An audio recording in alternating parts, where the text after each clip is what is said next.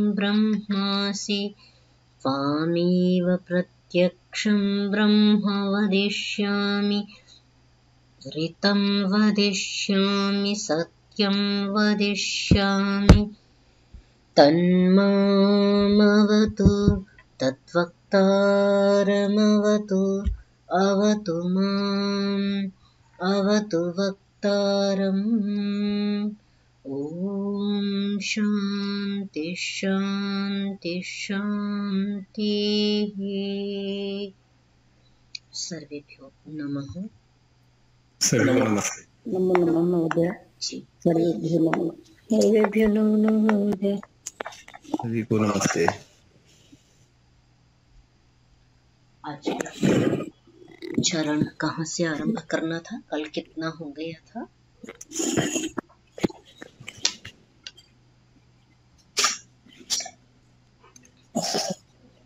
कोई साथी बताएंगे? अब तक हो गया था, 7 बार चल रहा था ऐसा कुछ। नहीं, हाँ, उच्चारण भी क्या यहीं से ही करना है? 8वें तक उच्चारण कर दिया। 8वां से। अच्छा ठीक है, तो 2 का हम अध्ययन कर लेंगे और उसके बाद फिर उच्चारण कर लेंगे। आइए देख लेते हैं।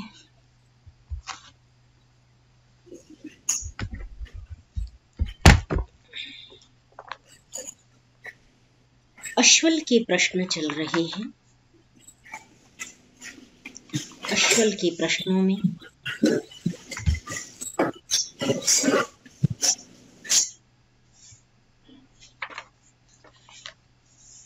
हमने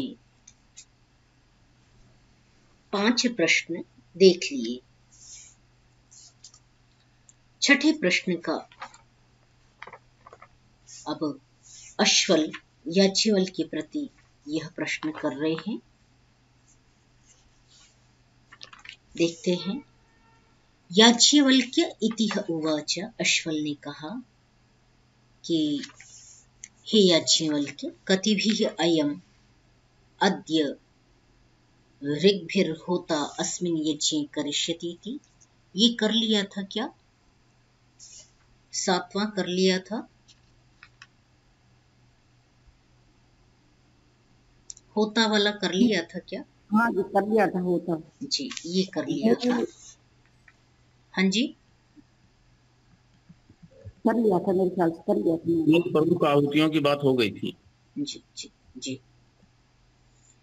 तो 8वां देखते हैं कि यहाँ पर याज्ञवल्क्य इतिह उवाच कति अयम् अद्य अध्वर्युः अस्मिन् यज्ञे आहुतिः होष्यतीति। दूसरा प्रश्न किया। पहला प्रश्न तो होता के प्रति था, अब उसके आगे का जो प्रश्न है वो अध्वर्यु से किया जा रहा है। अश्वल ने पूछा कि आज अध्वर्यु कितनी आहुतियां प्रदान करेगा। यह अश्वल का 5वां प्रश्न था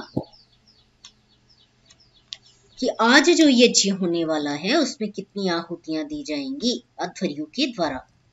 तो कहा कि वो भी आज जो यज्ञ होगा उसमें अध्वर्यु भी 3 समिधाएं, तिस्रः इति 3 समिधाओं से आहुति प्रदान करेगा। क्योंकि समित शब्द स्त्रीलिंग है, इसलिए यहाँ पर यद्यपि समित नहीं कहा फिर भी समित का ये विशेषण है, इसलिए यहाँ पे स्त्रीलिंग का तिस्रः शब्द प्रयोग किया जा रहा है। तिस्रः समिधः, समित समिधौ समिधः, तो 3 समिधाएं। कतवाः ताः तिस्रः, वो 3 समिधाएं कौन सी हैं, अथवा वो 3 आहुतियां कौन सी हैं। आहुति ही भी स्त्रीलिंग पद है, ठीक है। तो स्त्रीलिंग आहुति का विशेषण बनाए अथवा समित का विशेषण बनाए, दोनों में ही वो स्त्रीलिंग ही रहेगा। हाँ, आहुति का बना लीजिए, ठीक है। या हुता उज्ज्वलन्ति, या हुता अतिनिंदन्ति, या हुता अधिशेरते किं ताभिर्जयतीति, या हुता उज्ज्वलन्ति देवलोकम एव ताभिर्जयति। अब बता रहे हैं 3 प्रकार की जो कौन सी समिधाएं हैं पूछा, जब प्रश्न किया तो उत्तर दे रहे हैं या हुता उज्ज्वलन्ति, जो जलती हुई ऊपर ऊपर की ओर जाती हैं। या हुताः उज्ज्वलन्ति, जो ऊपर की ओर उठ चलती हैं। और या हुताः अति निंदन्ते, दूसरी कहीं जो हुत होने के बाद, जो ऊपर उठने के बाद निंदन्ते ध्वनि करती हैं, शोर करती हैं, शब्द करती हैं, चट चट की आवाज करती हैं, चिंगारियां जिनमें से बाहर आती हैं, वो अति निंदन्ते कही जाती हैं। तो जो शब्द करती हुई सी हैं। तो दूसरी प्रकार की आहुतियां जो पहली डाली गई, जो ऊपर की ओर उठी और ऊपर होने के बाद भी वो प्रकाशित हो रही है, शब्द कर रही है, तो वो अति निंदन्ते हैं। और कहा होमने के बाद जब ज्वालाएं शांत पड़ जाएं परंतु अग्नि विद्यमान रहे, वह स्थिति अतिशेरते, वह स्थिति उस आहुति की शेरते सोती हुई स्थिति है। किम ताभिः जयति, क्या उन आहुतियों से क्या जीतता है, किस लोक को जीत लेता है। तो कहा कि जो 3 प्रकार की आहुतियां दी गईं, जिन्होंने प्रज्वलन का कार्य किया, जिन्होंने अग्नि को प्रदीप्त करने का कार्य किया, और कुछ आहुतियों ने जिन्होंने तल में रह करके निरंतर अग्नि को प्रज्वलित करने में सहयोग किया। तो जो उसमें सोती हुई समिधाएं थी, आहुतियां थी,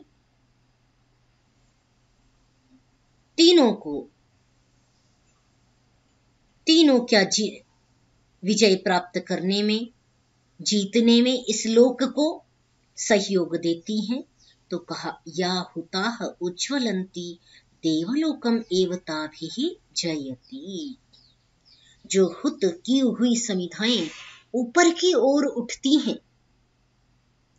आप दैनिक यज्ञ यदि कभी रचाते हैं, करते हैं, जो करते हैं उनको पता है दैनिक यज्ञ में एक मंत्र आता है जिसकी 5 बार आहुतियां दी जाती है। जी, अयं तैर्मात्मा। बिल्कुल, क्या मंत्र है?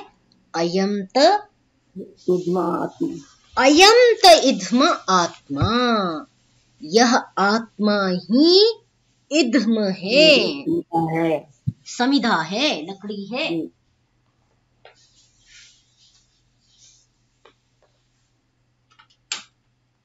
जो यह आत्मा इध्म है, तो यहाँ पर इध्म जो बनाया गया है, लकड़ी बनाया गया है, समिधा बनाया गया है, वो आत्मा है। अर्थात अधिदैवत में लोक लोकांतर की सिद्धि है, परंतु अध्यात्म में आत्मा की सिद्धि है। अयं त इत्म आत्मा जातवेदः, प्रकाश मान करती है, तेन इध्यस्व वर्धस्व, इससे क्या करें? इध्य हो, बढ़े, और वही हमारी वर्धयतेन ना। तो फिर उनसे प्राप्तियां क्या क्या होती हैं, तो वही प्राप्तियां आगे गिनाई गई हैं। प्रजा पशु ब्रह्म वर्चस अन्न अन्नाद्य इत्यादि की वो सिद्धि करता है। यही बात हम यहाँ पर देख रहे हैं। क्या कि ताभिः जयति, क्या जीतता है? इस लोक को जीत लेता है। ताभिः, उन अच्छा, देवलोक को जीत लेता है वो जो आहुतियां प्रदान की, उससे वह देवलोक को जीतता है।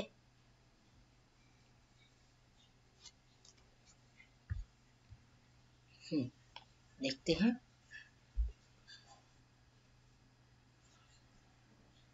दीप्यते इव ही देवलोकः, वो जो आहुतियां हैं जिनको हृदय में जलाया गया या अग्निहोत्र में किया गया, याग में किया गया, तो जो प्रज्वलित की गई अग्नि है ऊपर की ओर जो प्रकाशित हो रही है, बढ़ रही है, वो देवलोक को साथ देती है।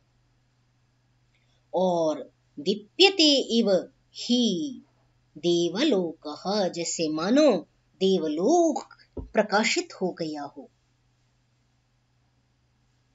तो कल हमने जैसे चर्चा की थी, नौरहवा एषा स्वर्ग्या यदग्निहोत्रम, ये नौका है।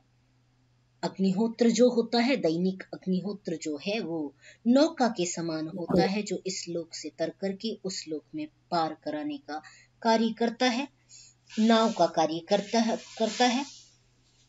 आगे कहा, या हुताः अति निंदन्ते, जो हुत की गई समिधाएं हैं वो अति निंदन्ते, जो अत्यधिक शब्द कर रही होती हैं, पितृलोकम ताभि जयति, वो पितरों के लोक को उससे जीत लेता है। पितृलोक की चर्चा, जो पितृयान की चर्चा हम पहले कर आए हैं, कुछ उससे संबंधित है, जिसमें संपूर्ण सुख नहीं है, परंतु कुछ समय तक आत्मा का विराजमान, आत्मा वहां पर पितृलोक में रहता है और पुनः जो सुख जितना उसका भोगने का होता है उसे भोग करके पुनः मर्त्यलोक में वापस लौट आता है।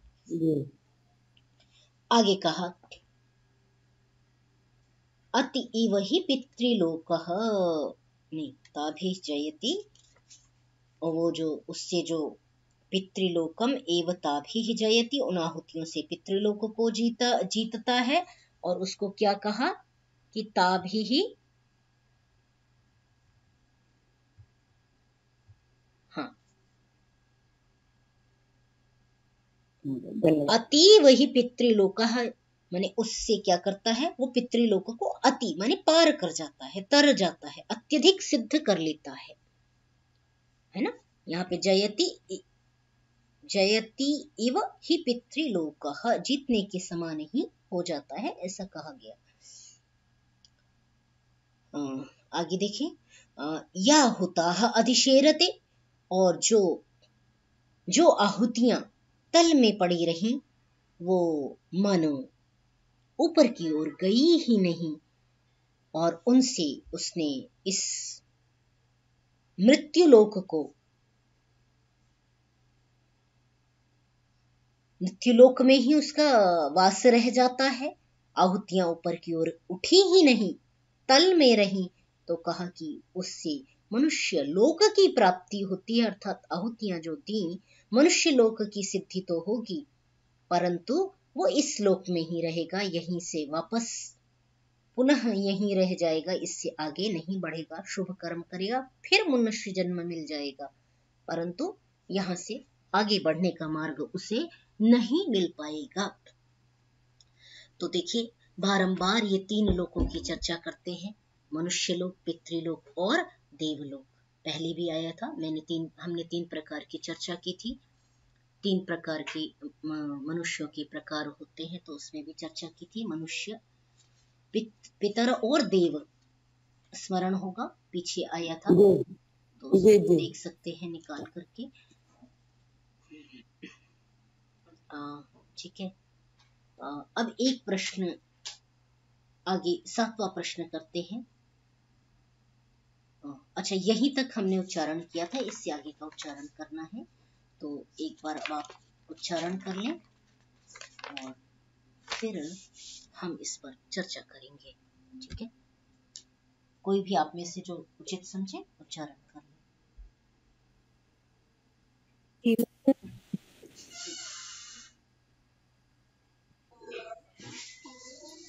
याज्ञवल्क्य इति होवाच कतिभिः अयम् अद्य ब्रह्म यं दक्षिणतो देवताभिः गोपायतीत्येक येति कतमा सैकेति समन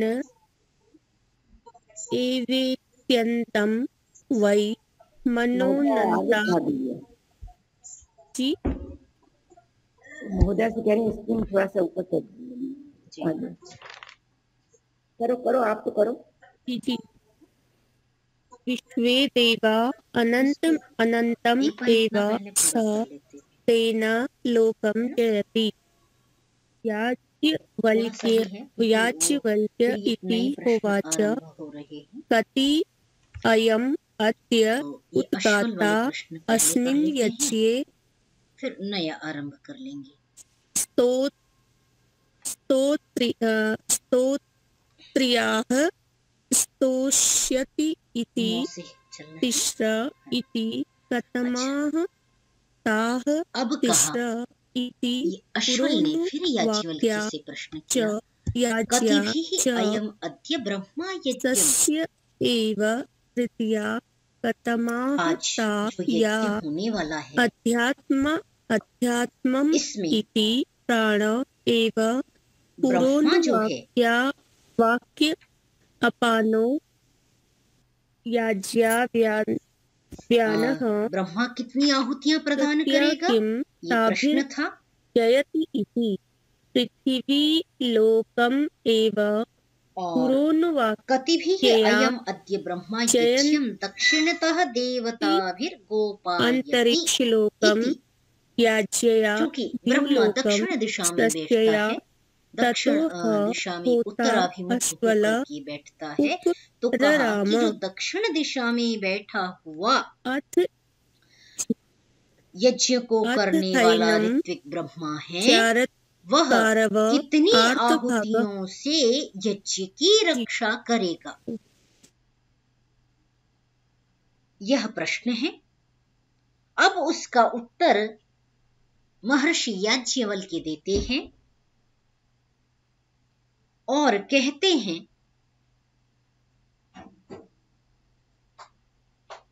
एकया इति, एक आहुति से, एक देवता से वह रक्षा करेगा। वह संपूर्ण यज्ञ की रक्षा एक देवता से ही करेगा। कतमा सा एका इति, वो एक देवता कौन है? देवता स्त्रीलिंग शब्द है, इसलिए एका देवता। तो वह एक देवता कौन है? तो प्रश्न का उत्तर दिया, मनः एव इति अनंतम वै मनः अनंताः विश्वे देवाः अनंतमेव स तेन लोकम जयति। कहा कि वो एक देवता कौन है? तो उत्तर देते हुए कहा, मनः एव, मन ही है वह एक देवता। अनंतम वै मनः, मन की गतियां जो हैं वो अनंत हैं। मन अनंत है कह रहे हैं, तो मन अनंत कैसे होता है? वो अपनी गति के द्वारा ही संभवतः अनंत होता है, कहीं भी चला जाता है, उसका ओर छोर नहीं है कि उसकी सीमा कहां तक है, केवल यहीं तक जा सकेगा, इससे आगे तक नहीं जा सकेगा, ऐसा नहीं है। इसीलिए जो मन है, मानव मन है, वो विचारों से बहुत पतित भी हो जाता है और कहां तक गिर जाए इसकी कल्पना नहीं होती। और यही मानव मन विचारों से व्यक्ति को इतना उठा देता है कि उसकी कल्पना नहीं हो सकती, वह इतने ऊपर चढ़ जाता है। तो एक वचन हमने पढ़ा था संभवतः केनोपनिषद में कि जितम जगत केन, वहां पे प्रश्न आया था, जगत को किसने जीता? तो उत्तर दिया था, मनो ही येन। जिसने मन को जीता उसने जग को जीता। तो जग को जीतना है तो ऊपर विचारों को इतना सात्विक करना है और इतना ऊपर ले जाना है कि वो जो आहुतियां हैं वो ऊपर की ओर उज्ज्वलंती, निरंतर ऊपर की ओर बढ़े। पितृलोक तक जाने से तो केवल उपदेश मार्ग तक ही, चट चट आवाज करने तक ही व्यक्ति सीमित रह जाता है। केवल उपदेश मात्र दे सकता है, परंतु उज्ज्वलंती जब वह प्रकाशित कर लेता है तो वो देवलोक को सिद्ध कर लेता है, ऊपर की ओर ही बढ़ जाता है। तो यहां भी कहा कि मन एव अनंतम, मन जो है अनंतम वही मनः, मन जो है वो अनंत है, उसकी गतियां अनंत हैं। अनंताः विश्वे देवाः, और विश्व में जो व्याप्त देव हैं वो भी अनंत हैं। विश्वे देवाः, वे भी अनंत हैं। कितने देवों की शक्तियां हम जानते ही नहीं हैं। सूर्य के आसपास ही कितने देवता हैं जिनके नाम ही हम नहीं जानते। जो सूक्ष्म शक्तियां सूर्य के साथ मिलकर के कार्य कर रही होती हैं, हम उनको भी नहीं जानते। द्युलोक में कितने देवता विराजमान हैं हम नहीं जानते। अंतरिक्षस्थ कितनी शक्तियां कार्य कर रही हैं, मित्र को यहाँ तक भेजने में, पर्जन्य को भूमि तक भेजने में कितनी शक्तियां कार्य कर रही हैं, हम वो भी नहीं जानते।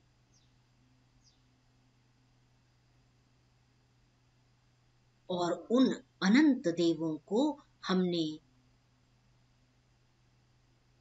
मूर्तिवत समझने का प्रयास किया, जहां पर कहीं न कहीं त्रुटि से व्यक्ति वो जो अनंत देव हैं जिनका चिंतन अंतः मन में बैठ करके करना था, दर्शन करना था, उस ज्ञान मार्ग की साधना करना था, वो नहीं कर सका, क्योंकि वो उनको बाहर ढूंढने लग गया।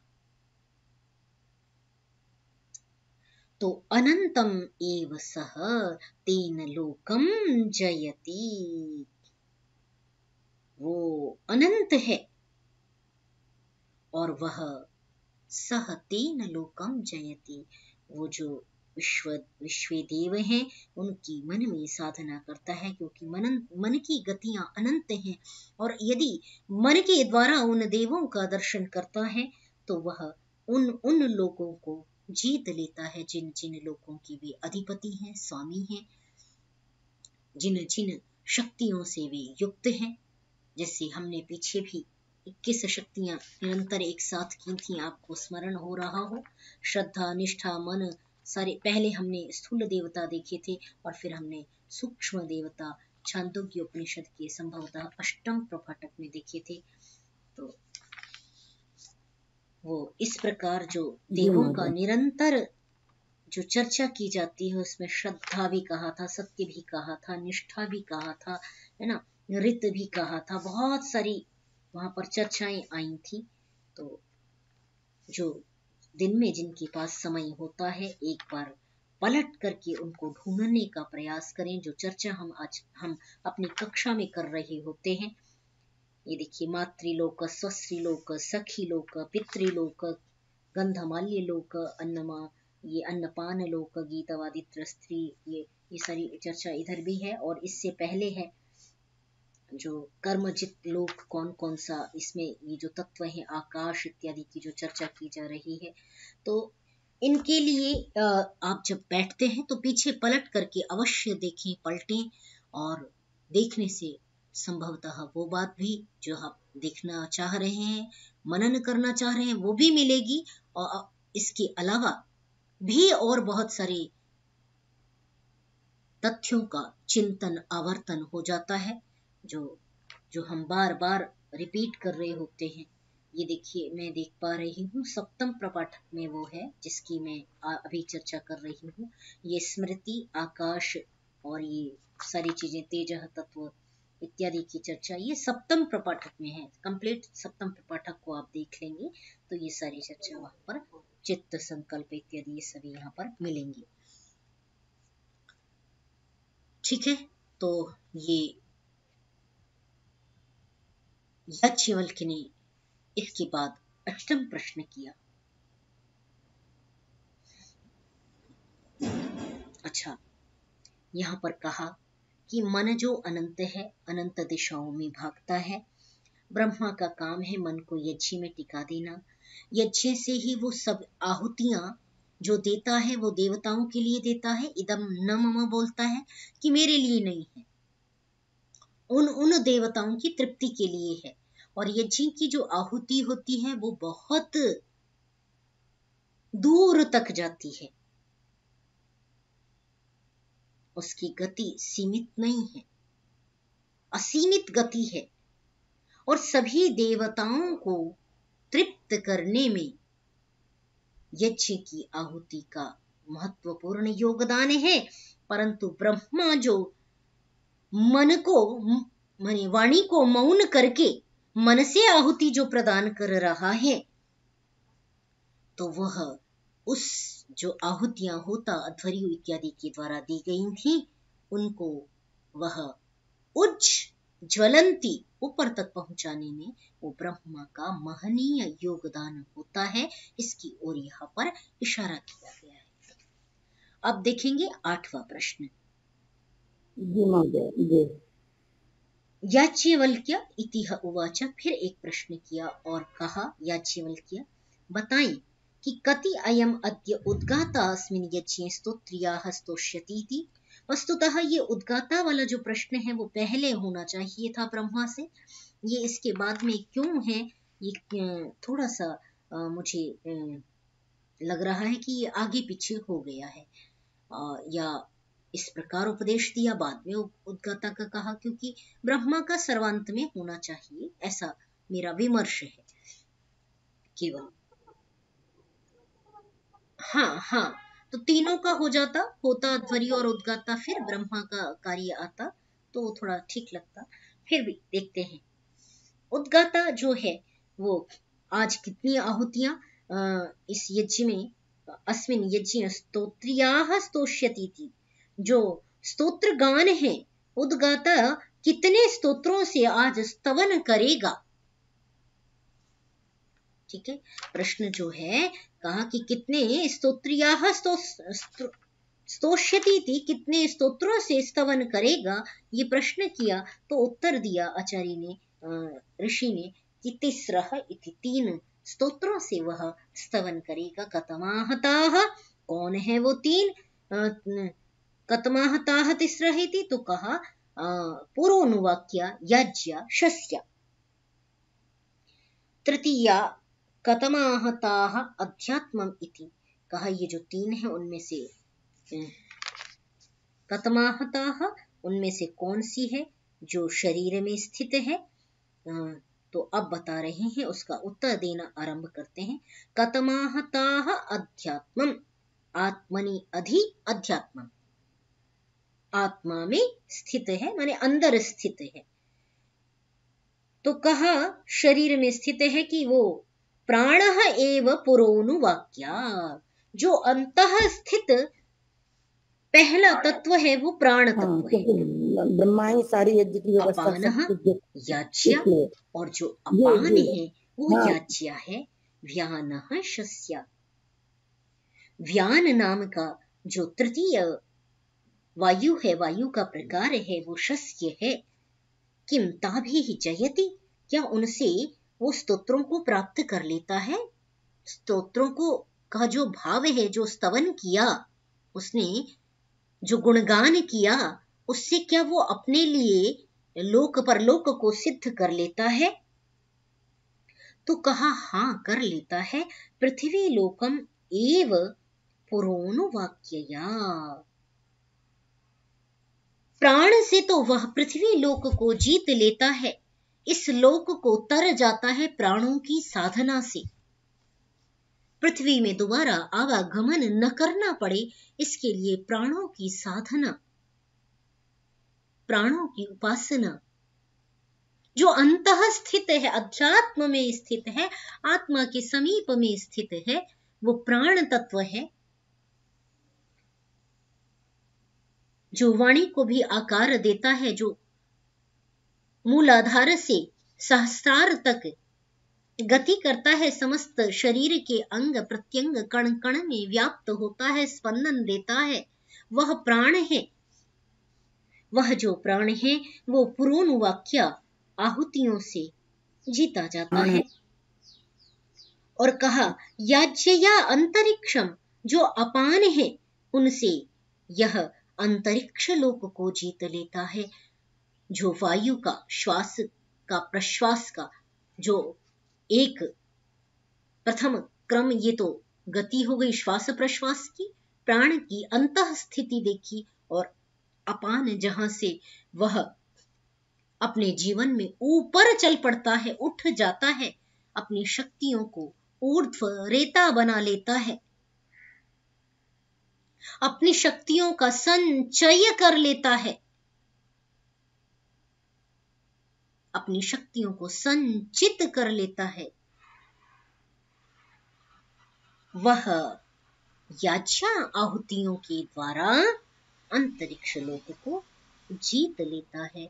और परमात्मा का शंसन करने से, उसकी स्तुति करने से, उसका गुणगान करने से द्यौहु द्युलोकम, द्युलोक को जीत लेता है। और यज्ञ की संपूर्ण विद्या को जब अश्वल ने समझ लिया और उसकी आत्मा को शांति हो गई कि यज्ञ का महनीय योगदान इस लोक से परलोक जाने में है, जब उसे इस बात का आभास हो गया, ततः तदनंतर वह जो होता अश्वलः, जो होता अश्वल था, ऊपर राम शांत हो गया, उसको आत्मा की तृप्ति हुई और वह चुप हो गया। ठीक है,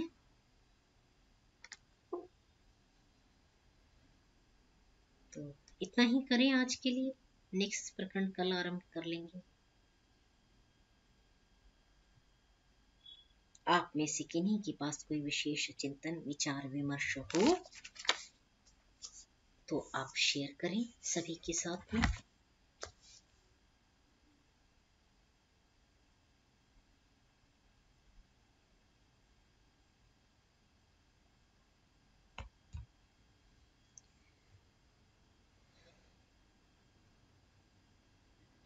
नहीं,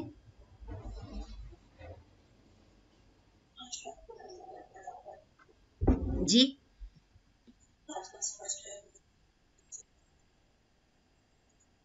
ठीक है। और किन